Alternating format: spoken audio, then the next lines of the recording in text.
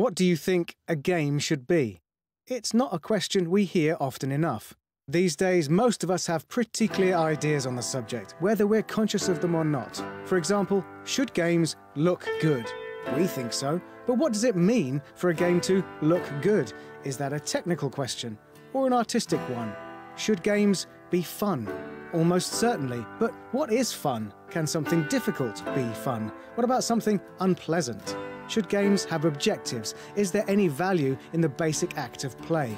These are the things you'll think about when playing Hohokum.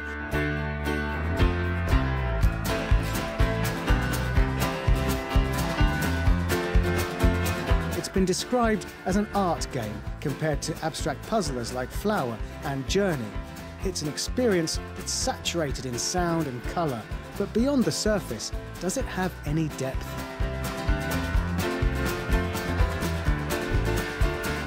Controlling a flying rainbow snake creature called a long mover, you'll move through levels at your own pace, with your only control coming down to speed and direction. With no instruction, waypoint, health bar or score counter, you're left with few options but to explore and experiment, soon discovering chains of cause and effect that add up into loose objectives and goals. As you interact with the world changes. The soundtrack gradually morphs from ambient to excited, offering up pictures and sounds quite unlike anything we've seen in a game before. It's like the Beatles' Yellow Submarine, made graphic and interactive.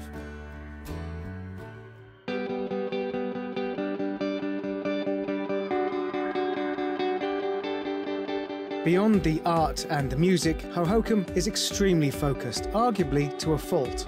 It's easy to dismiss a game about bumping into things, and about as fun as that normally is in real life. There are goals, and if you feel rewarded by the colours and sounds, reasons enough to go after them. Our minds jump straight to memories of the special stages from Sonic the Hedgehog 1, only without the edges of death. Hohokum is a game where you float around a space, ferreting and digging into everything you see just to find out what happens. A game built around modest surprises in a delightful way.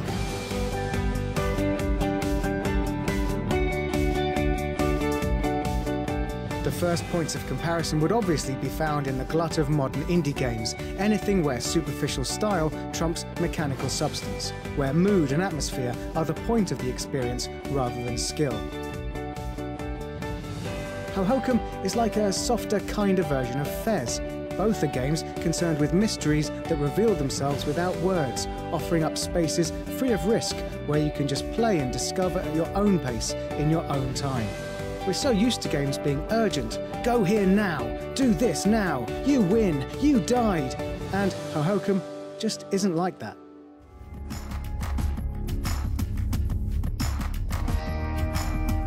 You can probably already tell, but we think that's a real strength, though we'd completely understand if you might be thinking it's actually a serious weakness.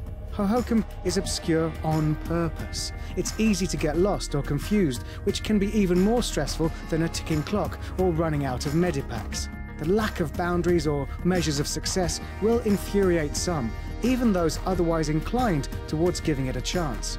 Hohokum is a game that works best in short bursts on a big screen, from the vantage point of very soft furnishing. It's a game you need to approach with an open heart.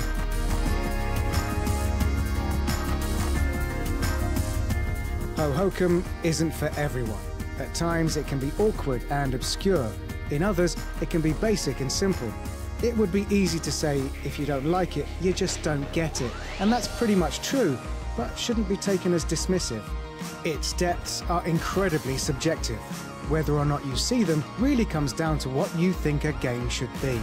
If you're not sure about that, perhaps playing this one is a good way to find out.